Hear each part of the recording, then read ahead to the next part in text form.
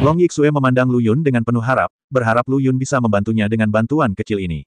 Jika Lu Yun tidak setuju, dia akan bertanya lagi pada Xiao Qin dengan persahabatannya selama bertahun-tahun dengan Xiao Qin. Xiao Qin pasti akan membantunya dengan bantuan ini. Jarang sekali kamu memiliki kesadaran seperti itu. Oke, aku akan memberitahu saudara perempuanku yang ketujuh tentang situasimu. Seharusnya tidak sulit untuk memasukkanmu, tetapi kamu harus siap secara mental. Semua orang di dalam berbeda denganmu. Itu adalah jenius. Apa yang dikatakan Lu Yun sangat kejam. Tapi itu benar. Meskipun Long Yixue baru berusia 20-an, sudah terlambat baginya untuk mulai berlatih seni bela diri saat ini dibandingkan dengan dia, orang-orang di dalamnya adalah orang-orang jenius. Bayangkan tinggal bersama sekelompok orang jenius untuk berlatih sepanjang hari. Untuk tujuan yang sama, orang lain hanya perlu bekerja keras, tetapi Long Yixue membutuhkan 100 kali 1000 kali. Yang terpenting, pukulan psikologis tersebut bukanlah sesuatu yang bisa ditanggung oleh orang awam. Long Yixue mengepalkan tangannya dan berkata, saya tidak takut. Saya akan mencoba yang terbaik untuk mengejar ketinggalan dengan orang lain dan saya tidak akan pernah mudah putus asa. Tentang kekejaman, apa yang lebih kejam dari apa yang dia temui sekarang? Long Yixue memutuskan untuk mencobanya apapun yang terjadi. Lu Yun berkata sambil tersenyum, saya hanya mengingatkan Anda tidak perlu terlalu membebani diri sendiri. Jika Akademi Seni Bela Diri tidak dapat menampung Anda, bukankah Anda masih memiliki saya? Lu Yun awalnya bermaksud bahwa jika dia gagal dalam seni bela diri, dia bisa mengajari Long Yixue cara berlatih. Namun, pipi Long Yixue menjadi sedikit merah setelah mendengar ini, dan dia tidak tahu apa yang dia pikirkan. Semua orang di keluarga panjang sepertinya memahami sesuatu sambil mendengarkan percakapan keduanya. Long Chuan bertanya dengan hati-hati, Tuan Lu, apakah saudara perempuan ketujuh Anda, Luo Feri? Ya, Lu Yun memandangnya dengan santai. Semua orang tiba-tiba tampak terkejut, dan Long Chuan dengan bersemangat berkata kepada Long Yixue, Yixue, mengapa kamu tidak memberitahu kami tentang hal sepenting itu sebelumnya? Peri Luo adalah sosok terkenal di dunia seni bela diri. Meskipun saat ini dia hanya berkultivasi di alam transformasi, bakatnya luar biasa dan pencapaiannya di masa depan tidak terbatas. Yang lebih penting adalah latar belakangnya. Dikatakan bahwa Yin Qiushui telah memperlakukannya sebagai salah satu anggota keluarganya. Dengan kata lain, di belakang Peri Luo adalah keluarga Yin. Jika mereka tahu bahwa saudara perempuan ketujuh Lu Yun adalah Peri Luo, mengapa mereka menggaruk-garuk kepala di sini dan bahkan membuat keputusan untuk menikahkan Long Yixue dengan keluarga Lin? Haha, tentu saja ini penting bagimu, lebih penting dari putrimu. Long Yixue memandang Long Chuan dengan kecewa dan berkata dengan sinis. Long Chuan tidak bisa berkata-kata. Long Chuan berkata, lebih baik mengandalkan diri sendiri daripada mengandalkan orang lain. Saya mendukung keputusan Yixue. Jika ada yang berani memperlakukan Anda sebagai korban di masa depan, saya tidak akan membiarkan dia pergi meskipun saya hantu. Masalah dengan keluarga panjang hampir selesai, dan saat saudari ketujuh Luo Li menelepon, Lu Yun mengucapkan selamat tinggal kepada keluarga panjang. Tiba di Akademi Seni Bela Diri Ibu Kota. Luo Li berdiri di gerbang sekolah. Kaki lurus, sosok langsing, proporsi tubuh proporsional sempurna, hanya berdiri saja sudah ada pemandangan yang indah. Di sampingnya, ada dua orang lainnya. Salah satunya adalah Wakil Presiden Ding Wenhong, yang berusia 50-an, dan pria lainnya, berusia 27 atau 80 tahun, adalah seorang guru di Akademi Seni Bela Diri Ibu Kota bernama Duan Peng. Para siswa yang keluar masuk sekolah sering melirik ke samping dan tampak bersemangat. Luo Li adalah kakak perempuan dan dewi populer mereka. Meskipun dia telah lulus, namanya masih beredar di sekolah, dan fotonya selalu diposting di kampus di urutan teratas daftar siswa berprestasi sepanjang masa. Foto ini menjadi motivasi banyak orang untuk bekerja keras. Saat ini, Sang Dewi muncul. Dia lebih cantik secara pribadi daripada di foto. Jika bukan karena wakil dekan, para junior dan junior ini akan mengerumuninya. Xiao Lu Yun, lewat sini. Luo Li berjinjit dan melambai pada Lu Yun dengan senyuman secerah bunga. Dia tinggi dan cantik, jadi tidak perlu berjinjit. Lu Yun sudah berada di antara kerumunan dan melihatnya sekilas. Sue Mei Luo, apakah dia orang yang kamu tunggu-tunggu? Ekspresi Duan Peng sedikit berubah saat dia melihat Lu Yun. Tentu, Luo Li mengatakan sesuatu, dan ketika Lu Yun mendekat, dia memperkenalkan, Lu Yun kecil, ini wakil presiden Ding di sekolah kita. Orang ini adalah Duan Peng, seniorku, dan sekarang dia adalah guru di sekolah. Luo Li pertama kali memperkenalkan Ding Wenhong dan kemudian Duan Peng. Kemudian, dia meraih lengan Lu Yun dengan sangat alami, memandangnya ke samping, dan berkata dengan licik, ini adalah Xiao Lu Yun, orang yang sangat penting bagiku. Xiao Lu Yun, memanggilnya dengan penuh kasih sayang, Anda tidak perlu menekankan bahwa dia pasti orang yang sangat penting bagi Anda. Sudut mulut Duan Peng bergerak-gerak, merasakan ada seteguk makanan anjing yang dimasukkan ke dalam mulutnya, dan makanan itu diberikan kepadanya oleh gadis sekolah favoritnya. Lu Yun secara alami menyadari permusuhan Duan Peng, tetapi dia terlalu malas untuk berdebat. Dia memandang Ding Wenhong dengan sopan dan berkata, halo, Dekan Ding. Anda sudah lama mendengar kabar dari saya. Saya mendengar kabar dari istri saya, bahwa Dekan Ding memiliki sikap yang luar biasa dan integritas yang tinggi, berbudi luhur, memperlakukan orang lain dengan tulus, melakukan segalanya untuk siswa, melakukan segalanya untuk siswa, melakukan segalanya untuk semua siswa. Hei, nak, ini sudah berakhir, sudah berakhir. Melihat Lu Yun berbicara tanpa henti, Ding Wenhong segera menghentikannya, takut jika dia terus berbicara, wajah lamanya akan segera menjadi semerah gadis kecil. Meski semua orang suka mendengar sanjungan, foto Anda terlalu palsu. Lu Yun berkata dengan serius, Dinding, itu sama sekali tidak berlebihan. Meskipun saya belum pernah tinggal di Akademi Seni Bela Diri Beijing dan belum pernah bertemu Dinding sebelumnya, saya telah mendengar tentang Anda dari nama istri saya yang terkenal. Dan, saya tidak memiliki keterampilan lain, tetapi saya memiliki cara membaca wajah orang. Saat pertama kali bertemu Dinding hari ini, saya merasa apa yang dikatakan istri saya benar sekali. Petik 2. Anak muda, tidak apa-apa. Jika kamu terus memujiku seperti ini, kamu mungkin akan membuatku merasa malu. Ding Wenhong berpura-pura memiliki wajah datar, tetapi alis di kedua sisi jelas terangkat, terutama ketika Lu Yun terus mengucapkan, Dinding. Bukankah itu lebih berguna daripada kata-kata indah dan kosong sebelumnya? Mereka semua adalah dekan, tidak peduli siapa ketua atau wakilnya. Keluaran Lu Yun seperti madu, membuat Luoli yang memegangi lengannya tertegun sejenak. Awalnya aku berpikir, istri manakah yang dibicarakan Xiao Lu Yun? Baru kemudian dia menyadari bahwa yang dia maksud adalah dirinya sendiri. Tiba-tiba aku merasakan emosi campur aduk. Kapan saya pernah memuji wakil presiden Ding seperti ini? Tidak, kapan saya menjadi istri Anda? Luoli mencubit Lu Yun dengan keras. Tidak ada ekspresi kesakitan di wajah Lu Yun. Sebaliknya, seolah-olah dia telah memahami pikiran Luoli, dia mencondongkan tubuh ke dekat telinganya dan berkata dengan senyum jahat, bukankah ini karena kamu nakal dulu? Ketika Luoli memperkenalkannya, dia tidak mengatakan bahwa Lu Yun adalah saudara baptisnya, tetapi mengatakan bahwa Lu Yun adalah orang yang sangat penting baginya, dan kemudian dia memegang lengan Lu Yun dengan penuh kasih sayang. Bukankah itu hanya upaya yang disengaja untuk memberikan ilusi kepada orang lain bahwa Lu Yun dan dia adalah pasangan? Apa salahnya menelepon istrimu? Tidak hanya itu benar, Lu Yun merasa bahwa saudari ketujuh juga harus memuji dirinya sendiri atas perhatiannya. Duan Peng yang berada di samping menjadi cemburu saat melihat tingkah mesra kedua orang tersebut. Dia meributkan tingkah laku Lu Yun yang menyanjung dan mendengus, sanjungan, saya tidak tahu kalau wakil presiden Ding kita membenci penyanjung itu, paling. Benar saja, wajah Ding Wenhong menjadi gelap, dan dia mengertakkan gigi dan berkata, itu benar. Saya, wakil presiden Ding, dekan, telah menekankan lebih dari sekali bahwa kita harus fokus pada hal-hal praktis daripada memikirkan ajaran sesat ini sepanjang hari.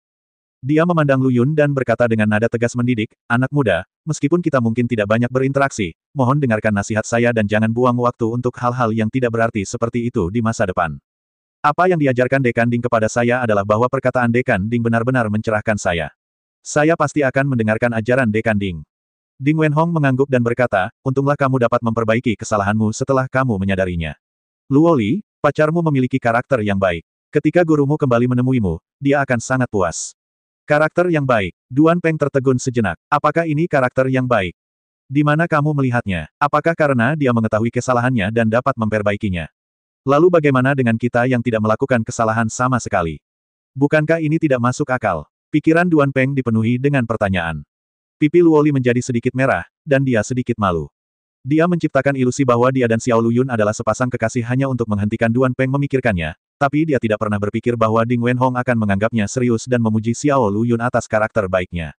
Ini benar-benar suatu kebanggaan yang tidak bisa dijelaskan. Lu Yun sedikit terkejut dan bertanya, adik ketujuh, kamu hampir sepanjang hari berada di sekolah dan kamu belum bertemu gurumu.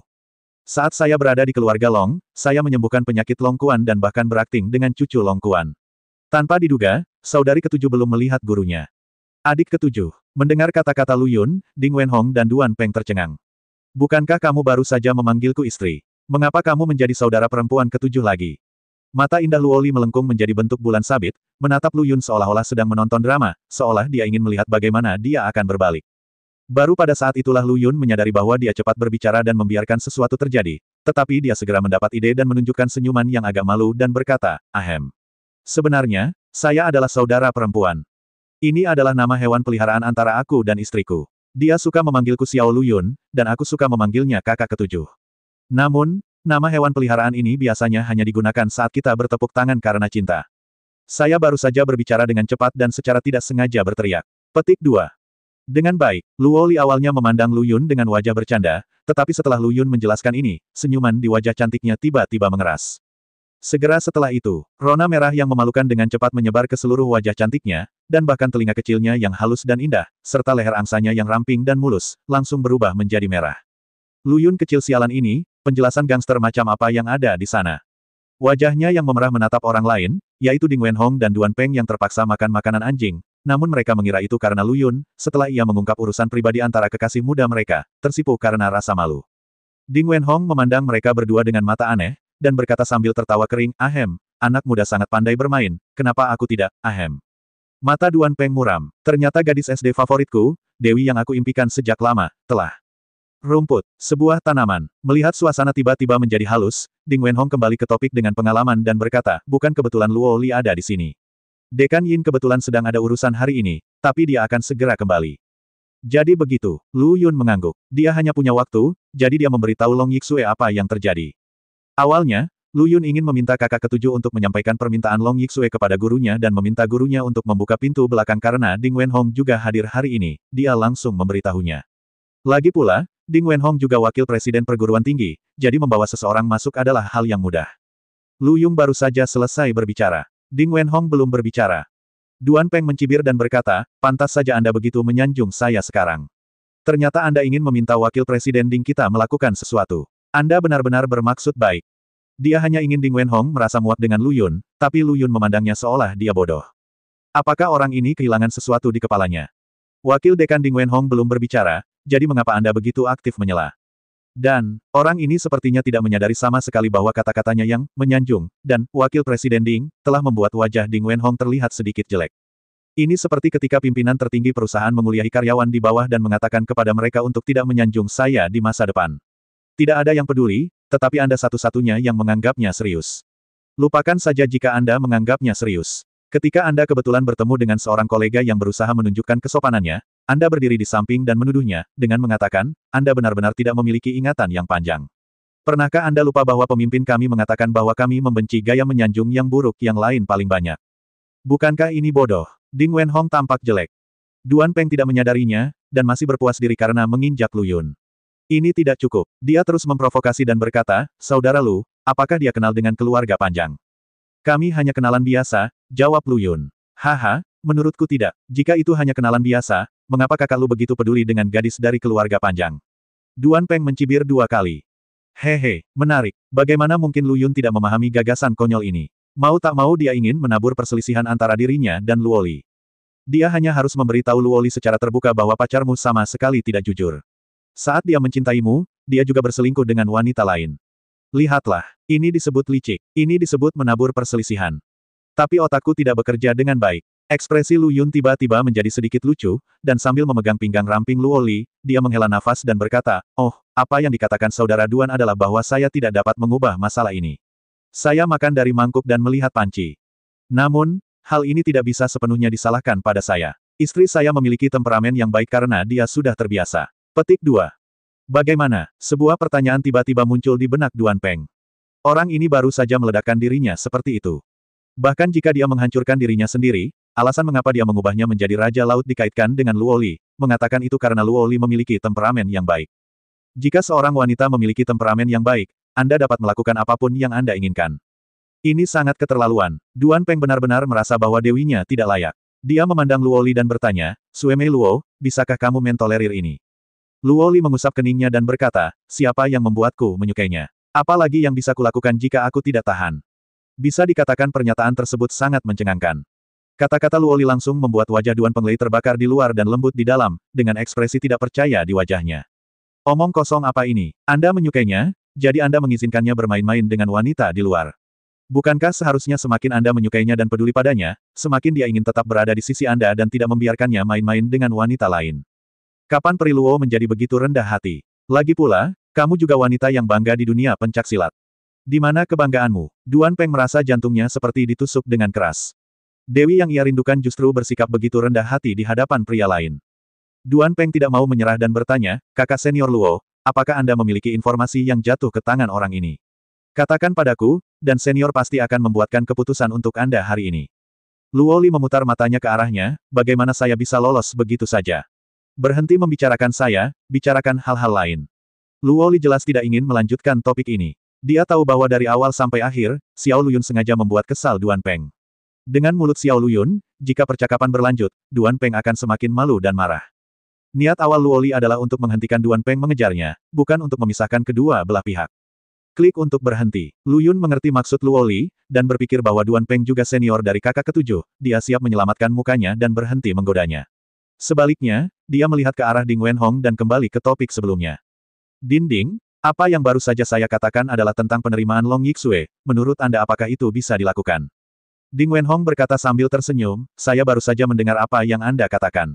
Meskipun gadis bernama Long Yixue sedikit lebih tua ketika dia masuk sekolah, dia memiliki keberanian yang besar. Saya pikir akan menjadi upaya yang baik untuk merekrutnya. Kalau begitu aku akan berterima kasih pada Dinding. Wakil Presiden Ding, Akademi Seni Bela Diri kami terhubung dengan Aliansi Seni Bela Diri.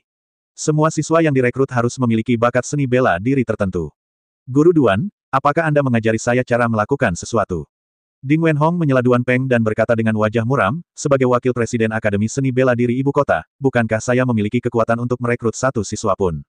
Wakil Presiden Ding, bisakah Anda menelan kata, wakil, untuk saya?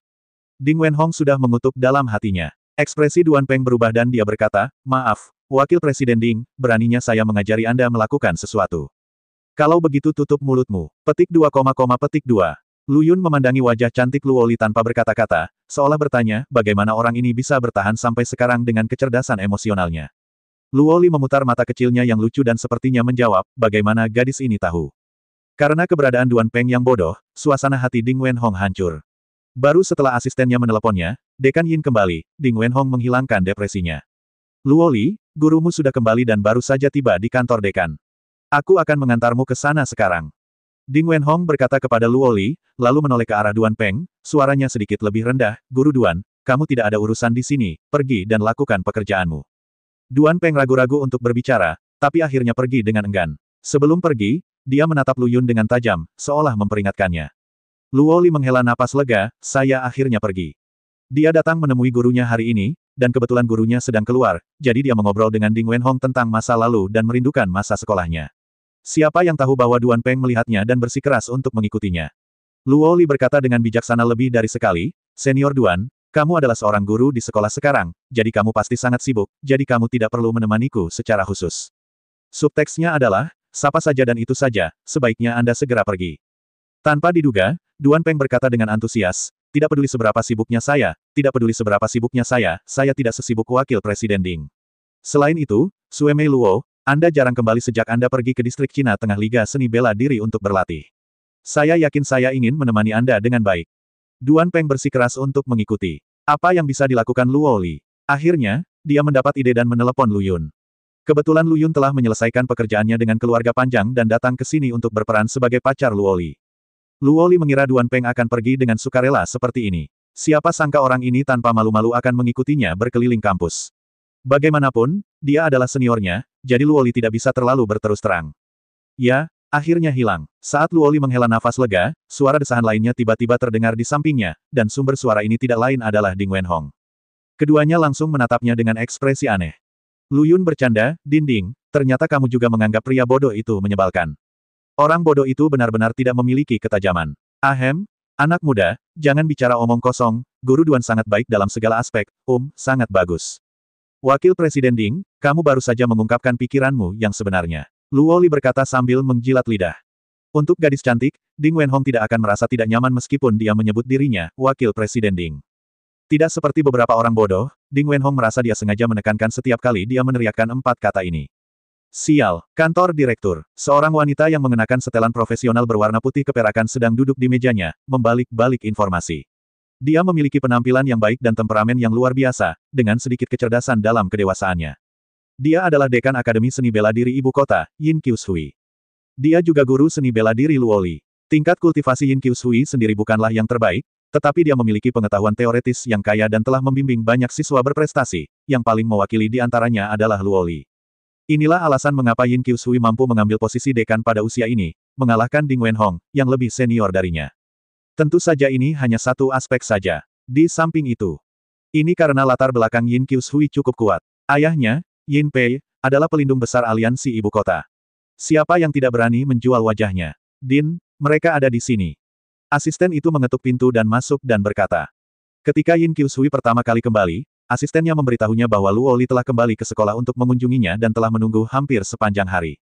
Yin Qiushui adalah orang yang ramah dan sudah lama tidak bertemu Luo Li, jadi dia hendak pergi ke pintu kantor untuk menyambutnya. Tetapi tiba-tiba suara Luo Li terdengar, "Guru, kamu baru saja kembali dari melakukan tugas, jadi duduk saja dan duduklah, jangan lelah." Luo Li dan 3 orang lainnya telah tiba di kantor. Bagaimana aku bisa begitu lembut? Tapi kamu, gadis ini, sudah lama tidak kembali menemuiku. Yin Qiushui menghampiri Luo Li sambil tersenyum dan memegang tangannya tanpa kepura-puraan. Hubungan keduanya tidak seperti guru dan murid, tetapi lebih seperti saudara perempuan. Luo Li berkata, apakah saya kembali? Lagi pula, baru kurang dari 2 tahun sejak saya lulus. Berapa lama waktu yang dibutuhkan? Benarkah? Kenapa aku merasa kamu sudah lama lulus?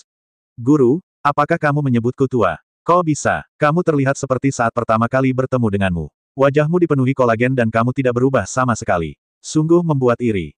Guru, hal yang sama berlaku untukmu. Saat aku sedang berjalan-jalan di sekitar kampus tadi, aku mendengar seseorang memujimu sebagai Dewi Abadi. Ketika keduanya bertemu, mereka saling memuji, tetapi apa yang mereka katakan itu benar. Yin Qiushui sebenarnya berusia 37 tahun, tetapi dari luar, dia tampak seperti baru berusia awal 30-an. Adapun Luo Li, belum lagi, setiap kali dia melihat wajah kecilnya yang lembut, Lu Yun mau tidak mau ingin menggigitnya. Tapi saat ini, saat mata Lu Yun tertuju pada Yin Qiushui, jantungnya berdetak kencang tanpa alasan.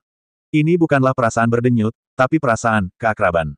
Ya, itu keakraban. Seolah-olah orang di depannya mempunyai hubungan yang luar biasa dengannya. Perasaan yang aneh. Lu Yun sedang berpikir keras. Guru dan muridnya telah bertukar salam beberapa saat. Luo Li tidak sabar untuk memperkenalkannya, "Guru, selain mengunjungimu hari ini, aku ingin memperkenalkan seseorang kepadamu." Dia berlari ke arah Lu Yun dengan penuh semangat, menyeretnya ke Yin Qiushui, dan berkata, "Guru, dia adalah adik laki-laki saya Lu Yun. Dia adalah orang yang sangat kuat. Xiao Lu Yun adalah Dewa Yuntian, jadi tentu saja dia sangat kuat." Luo Li menantikan ekspresi seperti apa yang akan ditunjukkan gurunya ketika dia hanya mengetahui sedikit identitas Lu Yun, tetapi dia tidak segera mengungkapkan identitas Lu Yun sebagai Tuan Yuntian. Kejutan biasanya diungkapkan di akhir untuk memaksimalkan efeknya. Ding Wenhong di samping tercengang. "Bukankah dia pacarmu? Kenapa dia tiba-tiba menjadi adiknya?" Jadi begitu, Ding Wenhong layak menjadi wakil dekan, dan dia segera menyadari bahwa alasan mengapa mereka berdua bertindak sebagai pasangan sebelumnya hanyalah untuk menunjukkan kepada Duan Peng agar dia menyerah. Pantas saja Lu Yun sebelumnya menyebut Luo Li, adik ketujuh. Ternyata itu bukan nama panggilan, tapi tanpa sengaja ia melewatkannya.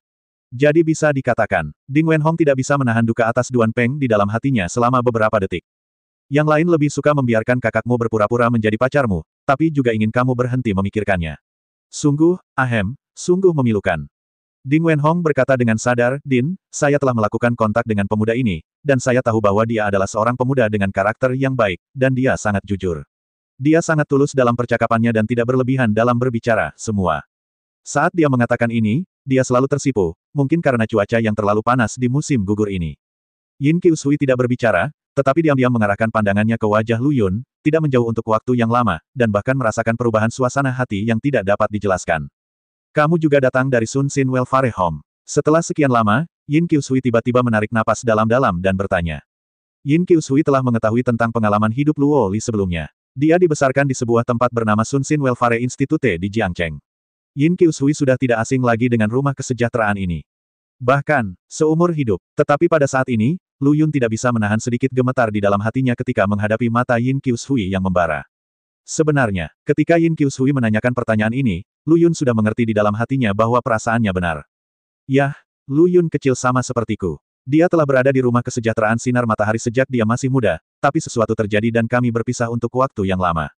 Luo Li tidak menyadari ada yang aneh di antara mereka berdua. Melihat Lu Yun tidak berbicara lama, dia menjawab untuknya. "Itu pasti karena apinya." Mata Yin Qiushui berkilat, dan dia tiba-tiba mencibir dan berkata. Kebakaran tahun itu merupakan berita besar bagi masyarakat Jiangcheng. Alasan utamanya adalah Jiangcheng hanyalah sebuah kota kecil, jadi kebakaran tiba-tiba sebesar ini, dan kebakaran yang terjadi di rumah kesejahteraan, secara alami akan menarik perhatian banyak orang. Tapi itu hanya terbatas di Jiangcheng. Melihat seluruh provinsi Jiangnan, itu hanya memicu sedikit percikan, apalagi menyebar ke ibu kota. Merupakan hal yang sangat aneh bagi Yin Qiushui, seorang Baifumei yang besar di ibu kota, menceritakan cerita tentang kebakaran di Jiangcheng. Luo Li bertanya dengan heran, "Guru, apakah Anda juga tahu tentang kebakaran di Sun Xin Welfare Institute?" Yin Qiushui mengetahui bahwa Luo Li berasal dari panti asuhan di Jiangcheng, tetapi Luo Li ingat bahwa dia belum memberitahunya bahwa telah terjadi kebakaran di panti asuhan itu.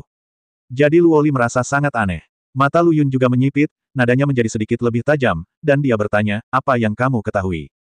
Luo Li memelototinya dengan tajam, Xiao Lu Yun, kenapa kamu berbicara dengan guruku? Meskipun Anda adalah Tuan Yuntian dan memiliki status yang mulia, Dekan Yin juga adalah mentor saya.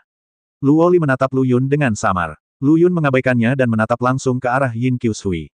Pada saat ini, Yin Qiushui menekan gejolak emosi di matanya, dan menjelaskan dengan santai, pada saat itu, saya mendengar bahwa pemandangan di Jiangnan unik, dan saya kebetulan pergi ke sana untuk berkunjung dan mendengarnya. Jadi begitu, Luo Li mengangguk sambil berpikir. Namun, Lu Yun tidak sesederhana itu. Saat pertama kali membunuh keluarga Chen di Jiangcheng, dia ingat dengan jelas bahwa Chen Ping mengatakan bahwa kebakaran di panti asuhan disebabkan oleh seorang seniman bela diri yang memerintahkan dia untuk menyalakannya. Seniman bela diri itu berasal dari ibu kota. Dikombinasikan dengan berbagai penampilan Yin Qiushui, Lu Yun yakin dia pasti mengetahui sesuatu. Lu Yun menolak menyerah, memandang Yin Qiushui, dan berkata dengan tajam, kamu benar-benar hanya pergi ke Jiangnan untuk bersenang-senang, menurutku kamu punya tujuan lain, kan? Lu Yun kecil. Melihat Lu Yun menjadi semakin arogan, tidak menghormati gurunya, dan bahkan samar-samar ingin menanyainya, Luo Li segera menghentakkan kakinya dengan marah, mengernyitkan alisnya dan memelototinya. Seperti harimau betina yang hendak marah. Lu Yun tersenyum pahit. Dia tidak bisa menjelaskan hal semacam ini kepada Luo Li, jadi dia hanya bisa mengarahkan ujung tombaknya yang tajam dan keras ke Yin Qiushui, berharap menemukan celah di tubuhnya untuk ditembus. Rasa dingin tiba-tiba melintas di wajah Yin Qiushui yang tidak memiliki jejak waktu. Dia mengambil langkah lebih dekat ke Lu Yun dan berkata dengan enggan, saya tahu apa yang ingin Anda tanyakan. Jarak antara mereka berdua sangat dekat, dan bau Yin Qiushui yang sudah matang menembus hidung Lu Yun tak terkendali. Tapi Lu Yun tidak memiliki sedikit pun kenyamanan dan keanggunan sekarang. Dia hanya ingin jawaban. Jawaban atas kebakaran yang menimpaku di panti asuhan.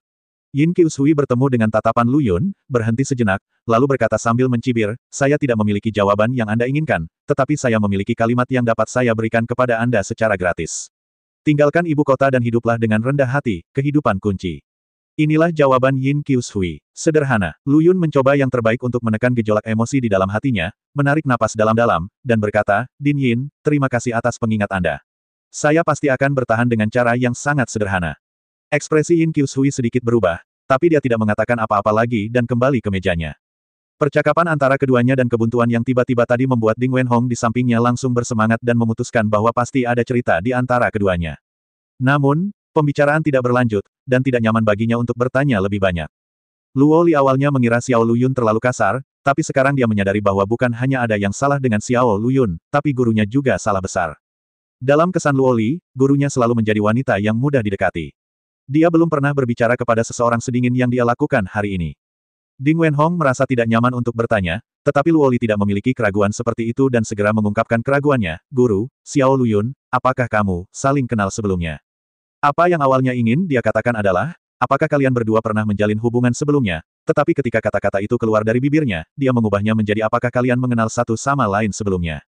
Dengan mentornya di satu sisi dan adik laki-lakinya yang sangat penting baginya di sisi lain, Luo Li tentu tidak ingin melihat mereka berdua berdiri di sisi yang berlawanan. Luo Li tidak berani. Lebih tepatnya, dia tidak ingin memikirkannya ke arah itu. Tidak tahu. Namun, yang mengejutkan Luo Li, Yin Qiushui dan Lu Yun berbicara serempak, dan bahkan jawaban mereka sangat konsisten.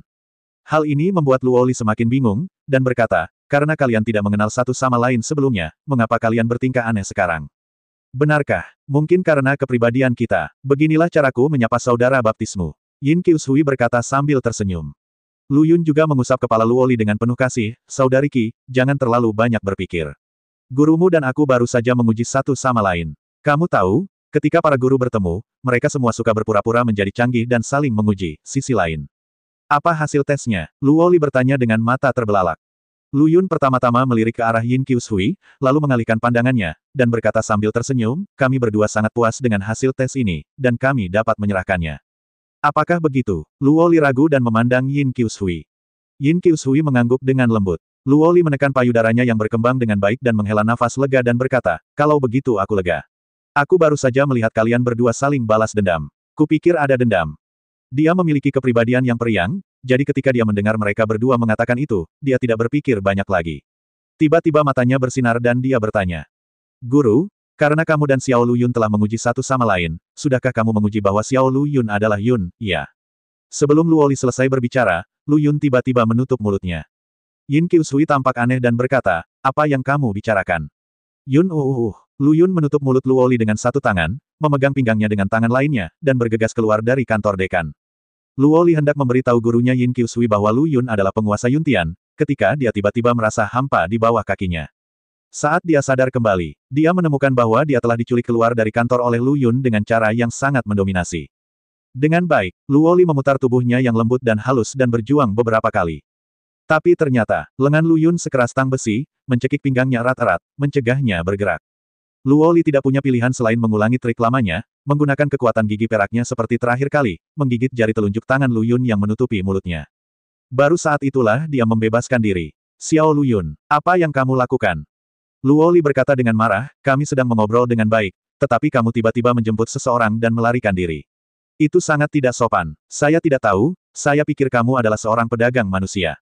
Lu Yun melihat bekas gigi di tangannya dan berkata dengan wajah gelap, kamu menggigit orang di setiap kesempatan.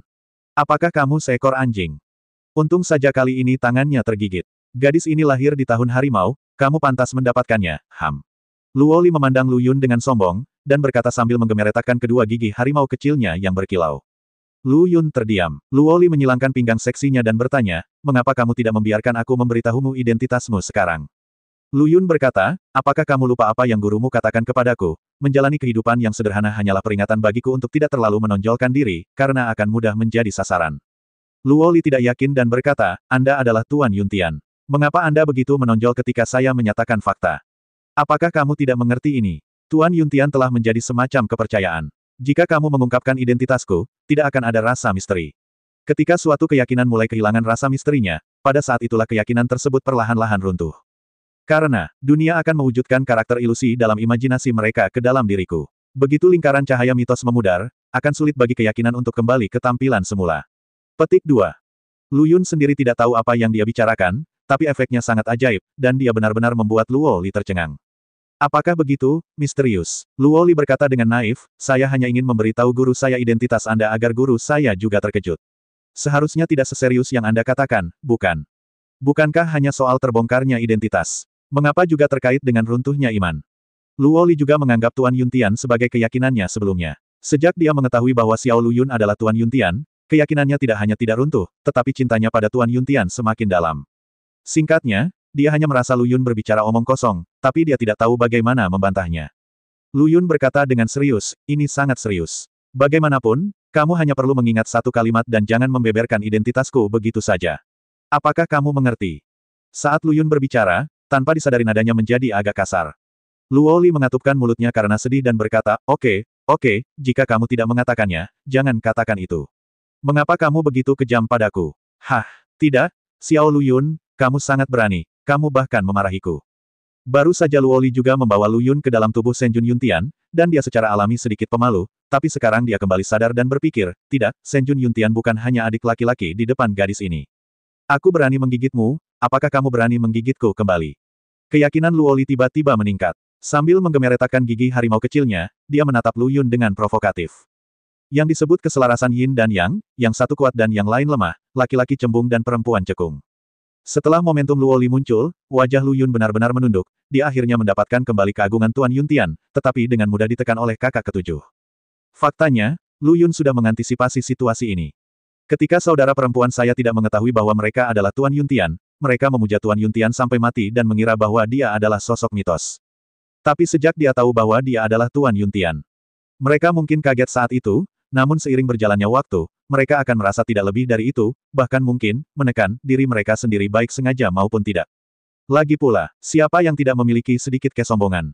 Adakah sesuatu di dunia ini yang lebih membanggakan dan terhormat daripada memiliki Tuan Yuntian yang menemanimu? Sejalan dengan kalimat tersebut, laki-laki menaklukkan perempuan dengan menaklukkan dunia, dan perempuan menaklukkan dunia dengan menaklukkan laki-laki. Ini adalah rasa pencapaian yang utuh. Ketika Lu Yun menghadapi situasi ini, apalagi yang bisa dia lakukan? Dia hanya bisa mengangkat tangannya untuk menyerah dan berteriak, oke, saya akui, saya hanyalah seorang adik laki-laki, hiduplah adik perempuan saya. Ketika keduanya kembali ke kantor, Yin Qiushui dan Ding Wenhong memandang kedua bersaudara itu dengan tatapan aneh, karena hubungan mereka tidak sesederhana hubungan saudara kandung yang sederhana. Bagaimanapun, dia adalah saudara perempuan baptis, dan saudara perempuan baptis adalah saudara perempuan baptis. Namun mengenai topik sebelumnya, baik Yin Qiushui maupun Lu Yun memiliki pemahaman yang diam-diam dan tidak menyebutkannya lagi, seolah-olah kejadian itu tidak pernah terjadi. Kedua belah pihak mengobrol secara normal. Baru setelah kepergiannya berakhir, ketika Luoli tidak memperhatikan, Yin Qiushui berjalan ke arah Lu Yun dan berkata dengan suara yang sedikit dingin, apakah itu untuk dirimu sendiri atau untuk Luoli, sebaiknya kamu pergi sebagai sesegera mungkin. Lu Yun tersenyum dan berkata, saya pasti akan mengingat pengingat Dekan Yin. Saya akan pergi dengan cara yang sangat sederhana. Lu Yun sengaja menekankan kata, rendah hati. Yin Qiushui sedikit mengernyit dan mendengus dingin, saya tidak tahu apakah harus hidup atau mati. Keluarlah dari kantor Yin Qiushui. Suasana hati Lu Yun benar-benar berbeda dari saat dia pertama kali tiba di Akademi Seni Bela Diri ibu kota. Dia memiliki perasaan yang kuat bahwa kebenaran tentang pengalaman hidupnya yang bahkan Anbu tidak dapat mengetahuinya, semakin dekat dengannya. Pada saat ini, bahkan orang yang paling stabil pun tidak akan bisa tetap tenang, bukan? Lu Yun menarik napas dalam-dalam, menekan gejolak di hatinya, dan memutuskan untuk memulai dari ibu kota. Adapun mengapa dia tidak membiarkan Luoli mengungkapkan identitasnya sekarang. Tentu saja, saya tidak ingin memperingatkan musuh sebelum waktunya. Luoli tidak tahu apa yang dipikirkan Lu Yun, jadi dia dengan senang hati mengajaknya berkeliling kampus lagi. Sambil berjalan-jalan, dia menceritakan kepada Lu Yun cerita menarik tentang masa mahasiswanya. Tanpa Ding Wenhong dan Duan Peng yang mengikutinya, Luoli benar-benar santai saat ini. Banyak siswa yang mengenali Luoli dalam perjalanan. Melihat tidak ada wakil presiden di sini kali ini, mereka semua maju ke depan dan meminta foto. Luoli sedang dalam suasana hati yang baik dan tidak akan menolak siapapun yang datang. Untuk sementara, Lu Yun menjadi orang luar. Melihat Luoli yang dikelilingi oleh antusiasme, dia tidak bisa tertawa atau menangis. Terutama karena ketika Luoli mengambil foto dan menandatangani tanda tangan dengan orang lain, dia akan melirik Lu Yun secara provokatif dari waktu ke waktu, seolah berkata, lihat, aku dan adikmu sangat populer. Lu Yun sama sekali tidak iri, tapi tatapan bermusuhan dari siswa laki-laki di sekitarnya membuatnya merasa sedikit geli. Luoli adalah sosok terkenal di Akademi Seni Bela Diri Beijing. Meskipun dia telah meninggalkan sekolah, legenda itu tetap ada, jadi apakah Duan Peng yang telah menjadi guru atau siswa laki-laki, mereka semua diam-diam menghormatinya, sebagai dewi. Sekarang sang dewi tiba-tiba kembali ke sekolah, dan dia membawa seorang pria yang tampaknya memiliki hubungan sangat dekat dengannya, sulit untuk tidak membuat orang berpikir liar. Tentu saja mereka tidak senang. Melihat ketidaksenangan mereka, Lu Yun sangat senang. Dia tiba-tiba menyingkirkan kerumunan dan berjalan menuju Luoli. Tepat ketika semua orang mengira seseorang sedang mencoba untuk mengantri dan hendak menegur, mereka melihat pria ini tiba-tiba menggendong Luoli di bahunya dengan cara yang sangat mendominasi. Sayang, jangan buang waktu, pulanglah dan berbisnis. Lu Yun menggendong Luoli di pundaknya, menekan kakinya dengan tangan kanan, dan menamparkan pantatnya dengan tangan kiri seolah ingin menghukumnya. Bentak, petik 2, petik 2. Kerumunan yang berceloteh terdiam sejenak, dan semua orang menatap pemandangan luar biasa ini dengan mata terbuka lebar. Terutama siswa laki-laki, matanya seperti mengeluarkan api. Dewi mereka sebenarnya digendong dengan kasar oleh seorang pria di pundaknya, dan dia bahkan ditampar di bagian yang menonjol. Kuncinya adalah, meskipun Luoli memukul punggung Lu Yun dengan tinju kecil berwarna merah mudanya, dia jelas tidak menggunakan kekuatan apapun, menunjukkan bahwa dia hanya melawan beberapa kali karena rasa malu dan tidak terlalu marah. Sialan, aku bahkan tidak bisa memikirkannya. Para siswa laki-laki sepertinya patah hati. Sebaliknya, para siswi tidak merasa sangat tidak nyaman. Mereka memuja Luoli murni karena kekaguman teman sekolah seniornya terhadap Feng Yun, tanpa ada fantasi antara pria dan wanita, jadi ketika mereka melihat Luoli dibawa pergi oleh seorang pria, mereka tidak akan patah hati. Mereka hanya penasaran, siapakah pria ini, yang sebenarnya bisa menaklukkan kakak perempuan populer mereka Luo Xianxi. Anda harus tahu bahwa Peri Luo bukan hanya putri surga yang bangga di dunia seni bela diri, tetapi juga identitasnya saat ini adalah pemimpin Liga Seni Bela Diri Distrik Tiongkok Tengah. Tentu saja, visinya tidak sesederhana itu. Pria ini bisa menarik perhatiannya, dia pasti memiliki pesona yang unik. Jiwa Bagua langsung terbakar. Ada juga beberapa siswi yang penuh kekaguman. Meski tidak mengetahui identitas Lu Yun, namun penampilan, bentuk tubuh, dan perilaku mendominasi Lu Yun sangat cocok dengan gambaran pahlawan Mary Sue di benak mereka. Benar sekali, di antara gadis-gadis yang berlatih seni bela diri ini, ada juga beberapa novel Mary Sue seperti Presiden yang Mendominasi Jatuh Cinta Padaku.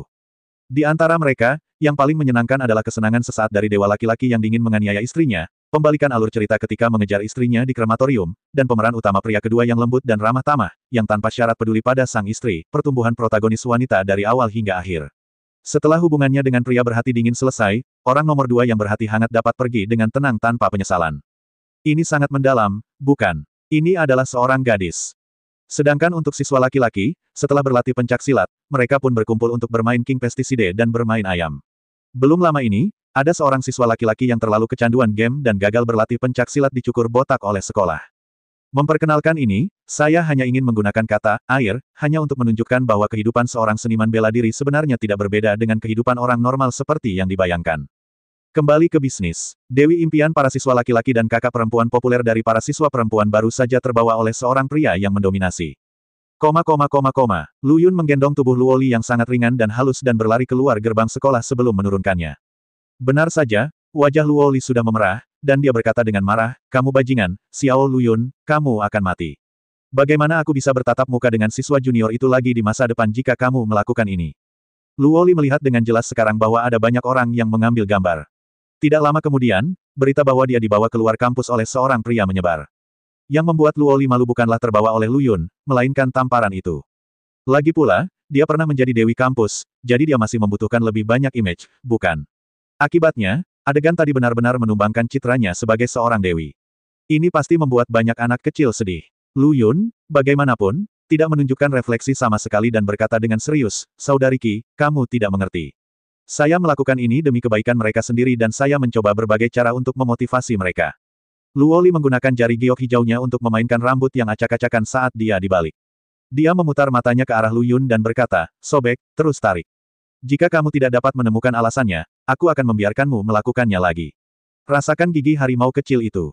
Lu Yun berpikir sejenak dan berkata, "Adik ketujuh, kamu dianggap setingkat dewi di Akademi Seni Bela Diri ini." "Hah? Apa maksudmu? Gadis inilah orangnya." Luoli mengoreksi dengan marah. "Oke, kamu adalah dewi." Lu Yun menemukan bahwa orang bernama Luo ini lebih narsis daripada dirinya sendiri, dan melanjutkan, "Apa itu dewi?" Dewi itu menyendiri dan keberadaannya sempurna. "Benar kan?" "Tentu saja, benar." Lu Yun tersenyum dan berkata, "Kamu dulunya adalah dewi yang sempurna di mata orang-orang itu, tapi sekarang, aku merusak citra dewimu. Tahukah kamu apa artinya ini?" "Itu artinya kamu bajingan." Luoli memelototinya dengan tajam. Lu Yun mengabaikannya dan berkata dengan sungguh-sungguh, "Saya memberi mereka pelajaran kepada kaum muda. Tidak peduli betapa sempurnanya seorang dewi, selama kamu cukup kuat, kamu bisa mengubahnya menjadi wanita kecil yang cantik. Tidak peduli betapa sempurnanya seorang dewi, dia tetaplah seorang wanita. Dia hanya lebih temperamental, lebih menawan, dan memiliki penglihatan yang lebih tinggi daripada wanita biasa. Hal yang sama berlaku untuk dewa laki-laki. Namun bukan berarti mereka tidak punya emosi. Apa yang aku lakukan padamu barusan adalah untuk menginspirasi teman-teman sekelasmu. Selama kamu cukup baik, kamu masih bisa memiliki dewa dan dewi di ujung jarimu, tapi sayang sekali." Lu Yun berkata dengan penuh emosi, tiba-tiba mengangkat kepalanya dan melihat ke langit dengan sudut 45 derajat, membuat dirinya terlihat melankolis dan sedalam mungkin. "Sayang sekali siapa yang bisa memahami niat baik saya. Tidak masalah kalau siswa laki-laki itu memusuhiku, tapi bahkan kamu, kakak ketujuh, salah paham padaku." Petik 2. Lu Yun selesai. Luoli benar-benar tercengang. Dia tidak bisa mempercayainya. Wajah seseorang sebenarnya bisa sangat tebal. Jelas sekali Lu Yunlah yang berperan sebagai gangster untuk memanfaatkannya, tetapi setelah apa yang dikatakan Lu Yunlah yang menjadi pihak yang dirugikan. "Apakah Anda ingin menjadi tidak tahu malu?" Luoli mengertakkan gigi dan berkata, "Jadi maksudmu, daripada menyalahkanmu karena menamparku, aku harus memujimu." Lu Yun mengalihkan pandangannya pada sudut 45 derajat, menatap wajah mungil Luoli yang cantik, dan berkata, "Lupakan saja tentang pujian. Aku terbiasa menyembunyikan kelebihan dan ketenaranku. Aku tidak peduli dengan pujian, selama kamu memahami niat baikku." Lu Yun kecil. Pendekatan Luoli yang penuh kasih sayang dan keharuman perawan yang anggun membuat hati Lu Yun berdebar-debar. Tepat ketika dia mengira Luoli tersentuh oleh apa yang dia katakan dan hampir menangis, dia tiba-tiba merasakan sakit yang menusuk di bahunya. "Xiao Lu Yun, kamu tahu, penampilanmu yang tidak tahu malu benar-benar membuatku tersentuh. Aku sangat tersentuh hingga mau tidak mau aku ingin meninggalkan bekas padamu dengan mulutku." Luoli membuka mulutnya tanpa ampun dan menggigit bahu Lu Yun. Wajah Lu Yun sedikit berubah, dan dia mengutuk dalam hatinya, "Sial, dia memang seekor anjing."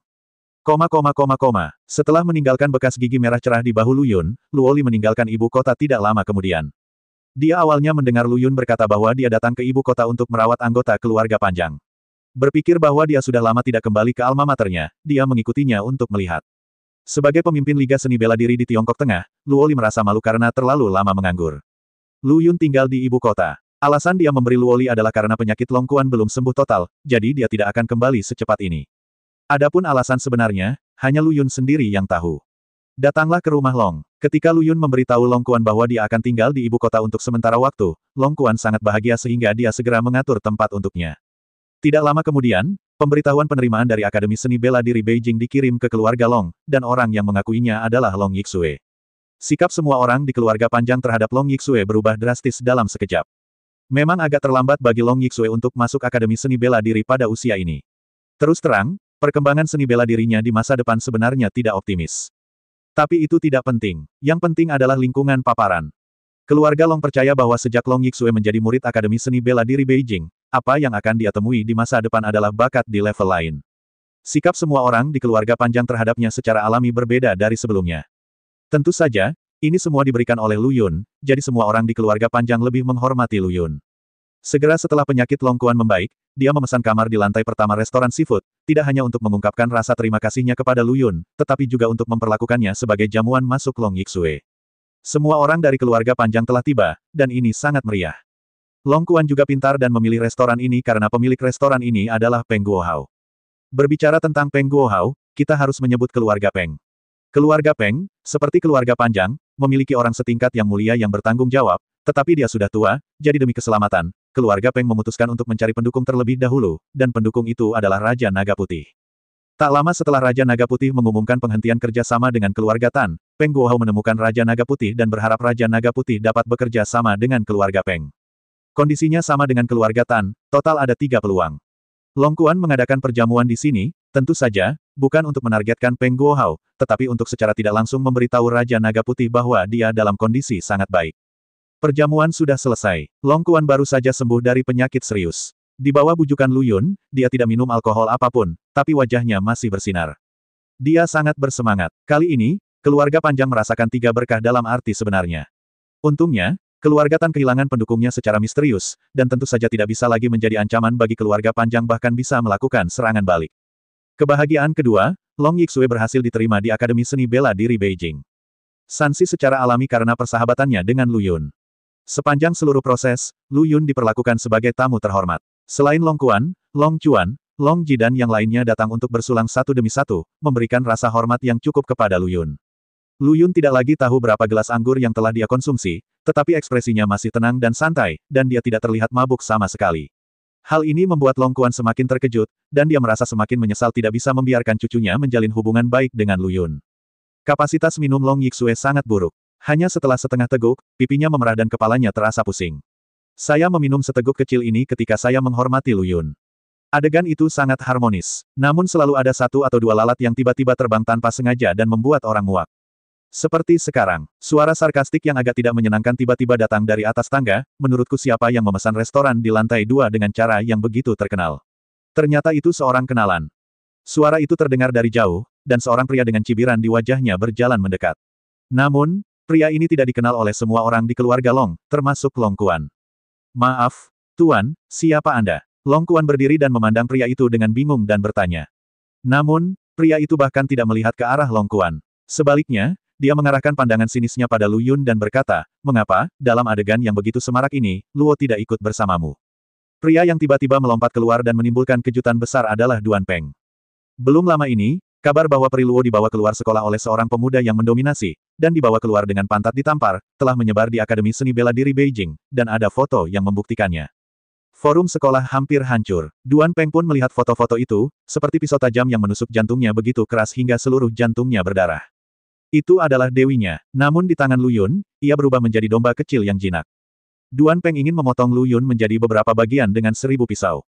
Tepat. Sangat tidak bahagia. Sedemikian rupa sehingga ketika dia datang ke restoran ini hari ini dan melihat Lu Yun, ketidakbahagiaan Duan Peng segera meledak dan dia mau tidak mau datang dan membuat beberapa provokasi.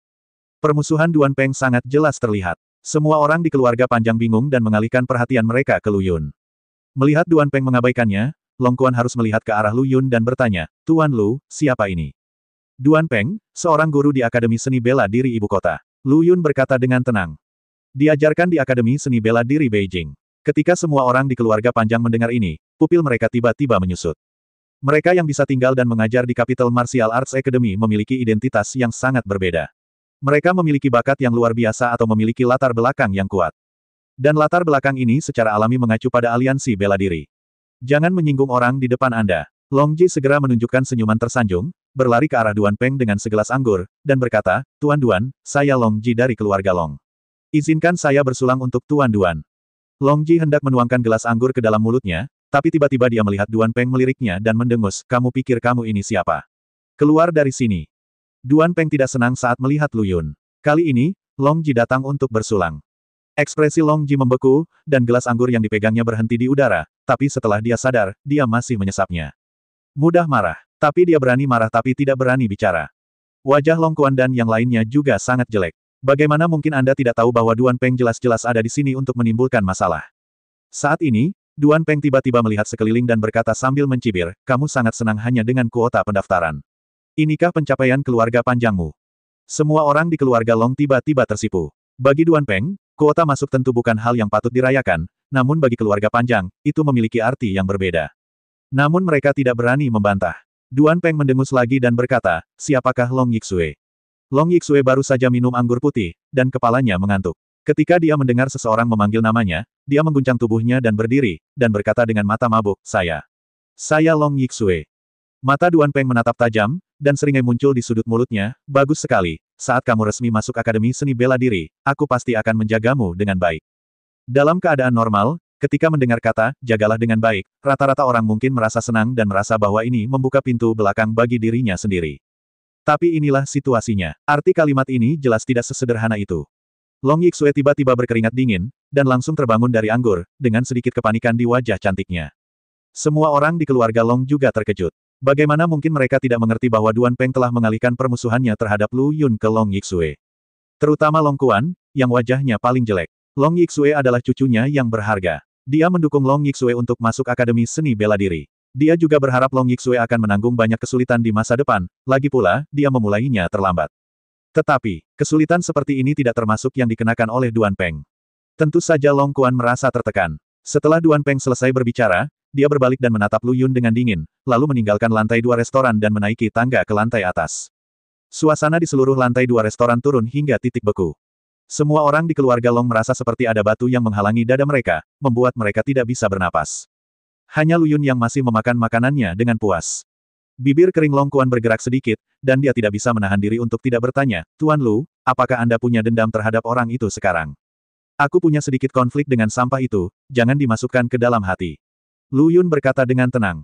Lu Yun bahkan tidak mengambil tindakan ketika Duan Peng baru saja melakukan provokasi, bukan karena Lu Yun pengecut, tetapi karena Duan Peng tidak cukup berkualitas.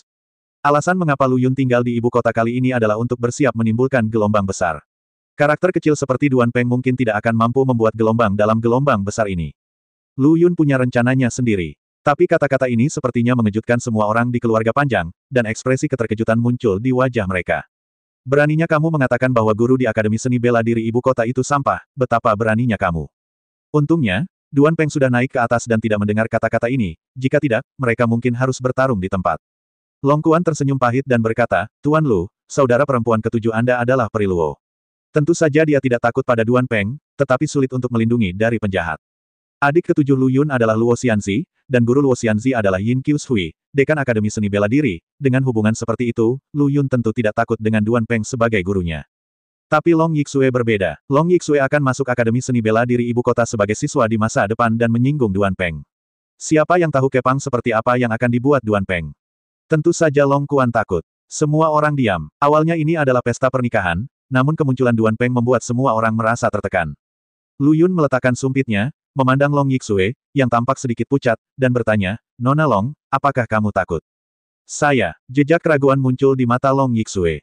Lu Yun berkata, jangan merasa malu. Merasa takut ketika menghadapi hal semacam ini adalah hal yang wajar. Kamu hanya perlu memberitahuku pemikiranmu yang sebenarnya. Apakah kamu masih ingin pergi ke Akademi Seni Bela Diri Beijing? Long Yixue menggigit bibir merahnya erat-erat dan menjadi kusut. Long Yixue telah benar-benar sadar dari keadaan mabuknya, wajahnya tidak lagi memerah, melainkan pucat. Kemunculan Duan Peng benar-benar membuatnya takut. Jadi ketika Lu Yun menanyakan pertanyaan ini, Long Yixue menjadi kusut, dia menggigit bibir merahnya erat-erat dan matanya beralih ke samping, seolah dia ingin menanyakan pendapat Long Quan.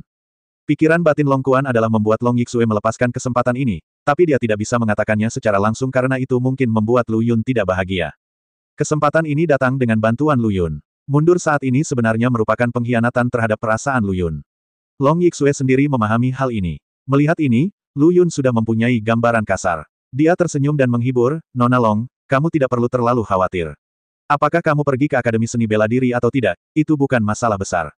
Long Yixue adalah teman Xiao Qin, dan keluarga Long telah merawat Xiao Qin dengan baik. Mustahil bagi Lu Yun untuk merasa tidak puas dengan keluarga Long dan Long Yixue karena masalah sepele seperti itu. Pikiran Lu Yun tidak berpikiran sempit. Dia hanya merasa jika Long Yixue memutuskan untuk tidak pergi, dia bisa memberikan balasan lebih awal kepada Ding Wenhong. Fakta bahwa pemberitahuan penerimaan Long Yixue keluar begitu cepat menunjukkan bahwa Ding Wenhong telah banyak memikirkannya. Apa yang akan dipikirkan Ding Wenhong jika Long Yixue tidak terlihat ketika tiba waktunya untuk masuk sekolah? Lu Yun masih memiliki sedikit keduniawian. Tuan Lu, saya mengatakan bahwa selama saya diberi kesempatan ini, saya akan menghargainya, jadi saya tetap memutuskan untuk pergi ke Akademi Seni Bela Diri ibu kota. Setelah lama Yixue ragu-ragu untuk waktu yang lama, dia akhirnya mengumpulkan keberanian untuk tetap pada keputusan aslinya. Yixue, Long Quan menatap cucunya dengan mata yang rumit, merasa lega sekaligus menyesal. Saya senang karena cucu saya bisa memberanikan diri mengambil keputusan ini, yang menunjukkan bahwa dia sudah benar-benar dewasa. Saya menyalahkan diri sendiri karena keputusan cucu saya bukanlah wujud kekecewaannya terhadap keluarga panjang. Jika keluarga adalah pelabuhan yang aman, siapa yang rela keluar dan menanggung badai dahsyat? Lu Yun menatap Long Yixue dengan heran. Dia sedikit terkejut dengan jawabannya, tapi dia hanya mengangguk dan tidak berkata apa-apa lagi. Perjamuannya belum berakhir, tapi suasananya sudah jauh lebih buruk dari sebelumnya, seolah-olah ada lapisan kabut yang menyelimuti hati setiap orang. Suasana ini tidak berlangsung lama, dan tiba-tiba terjadi pertengkaran lagi dari tangga. Apa yang terjadi hari ini? Mengecewakan sekali. Long Ji baru saja mengalami kekalahan di tempat Duan Peng dan merasa tertekan. Ketika dia mendengar argumen tersebut, kemarahan di perutnya tidak bisa lagi ditahan. Dia menendang kursinya ke belakang dan berdiri dengan marah ke arah argumen tersebut. Berisik dan berisik sepanjang waktu saat makan. Apakah ini sikap pelayananmu? Long Ji berjalan ke pintu lantai 2 dan berteriak pada kedua pelayan itu, jelas menahan amarahnya. Ekspresi pelayan berubah dan dia segera meminta maaf dan berkata, Tuan Long, maaf mengganggu makan Anda. Kami sedang mengerjakannya, mohon tunggu sebentar. Setelah meminta maaf, wajah pelayan itu langsung menjadi gelap dan dia berteriak dengan tegas kepada seorang pemuda di luar pintu, Nak, kami sudah memberitahu pihak keamanan. Jika kamu terus mengacau, jangan salahkan kami karena bersikap kasar. Pemuda itu berkata dengan cemas, saya baru saja masuk untuk melihat. Sungguh, izinkan saya melihatnya. Saya akan pergi setelah menonton. Sudah lama ku bilang padamu bahwa seluruh lantai 2 telah dipesan oleh VIP. Kami tidak bisa membiarkanmu masuk. Apakah kamu tidak mengerti ucapan manusia? Kedua pelayan itu juga mengalami depresi. Duan Peng baru saja datang dan berkata dia ingin masuk dan melihat-lihat. Karena Duan Peng adalah pengunjung tetap di sini, mereka juga mengetahui identitas Duan Peng, jadi mereka tidak menghentikannya. Siapa yang tahu setelah Duan Peng masuk, orang-orang di dalam jelas menjadi tidak senang. Semua pelayan melihat ini. Baru saja, dua pelayan di depan pintu dimarahi oleh pemimpin junior karena kejadian ini. Namun, setelah beberapa saat, seorang pemuda lain datang dan berkata dia ingin pergi ke lantai 2 untuk melihat-lihat. Tentu saja, pelayan tidak bisa lagi membiarkan orang masuk begitu saja. Setelah beberapa kata-kata baik dan bujukan, pemuda itu menolak untuk mendengarkan, sehingga timbul perselisihan. Tendang, tendang, tendang. Segera, beberapa penjaga keamanan yang kuat bergegas dan hendak menghajar pemuda itu, tapi kemudian mereka mendengar Long Ji berkata, tunggu sebentar. Long Ji menghentikan penjaga keamanan, menatap pemuda itu dan berkata, kamu baru saja mengatakan ingin masuk dan melihat-lihat. Apa yang ingin kamu lihat? Aku sedang mencari pacarku. Pacar Anda. Long Ji mencibir dan berkata, tidak ada pacar di sana. Jika kamu tidak percaya, kamu bisa masuk dan melihatnya sendiri, tapi kamu harus berada di bawah selangkanganku. Dia baru saja dipermalukan oleh Duan Peng dan merasa sangat tidak bahagia, namun dia tidak berani menyinggung perasaan Duan Peng, jadi dia bersiap untuk menggunakan pemuda bodoh ini sebagai sasaran pelampiasannya. Ketika pemuda itu pertama kali mendengar Long Ji berkata bahwa dia boleh diizinkan masuk, dia sangat berterima kasih, tetapi ketika dia mendengar bagian kedua kalimatnya, dia langsung menunjukkan ekspresi marah. Bukankah ini sengaja mempermalukan? Tidak mau mengebor. Long Ji menatap pemuda itu dengan dingin, lalu menoleh ke penjaga keamanan dan berkata, jika kamu tidak ingin aku memberitahu atasanmu tentang hal ini, pukul aku dengan kejam. Jernih. Beberapa petugas keamanan mengayunkan tongkatnya dan hendak menyerang pemuda itu dengan ganas, namun pada saat itu, tiba-tiba terdengar tamparan yang tajam dan jelas. Bentak. Semua orang tercengang, dengan ekspresi bingung di wajah mereka, karena Long Ji lah yang dipukuli. Tuan Lu, bagaimana kabarmu? Long Ji menutupi salah satu sisi pipinya yang bengkak dan menatap Lu Yun dengan bingung. Dia tidak tahu mengapa Lu Yun tiba-tiba menamparnya. Saat berikutnya, pemuda di depan pintu tiba-tiba berteriak dengan semangat, kakak ipar. Saudara ipar, murid Long Ji tiba-tiba menyusut, dan dia akhirnya mengerti kenapa Lu Yun tiba-tiba menamparnya. Ternyata pemuda di luar pintu itu sebenarnya adalah kakak ipar Lu Yun.